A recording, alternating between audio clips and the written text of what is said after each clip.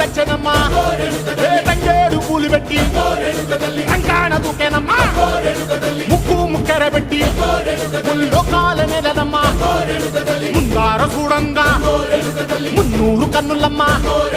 ఎనకాల చూడంగా ఏనూరు కన్నులమ్మా సాధు సిద్ధులంతా సాగిల పడ్డరమ్మా మహారాజు రాజులంతా మొగారిల్లిరమ్మా కోరిక కోరంగా రంగులు పూసినాము ఆశలు తీరంగా ఏసాలు వేసినాము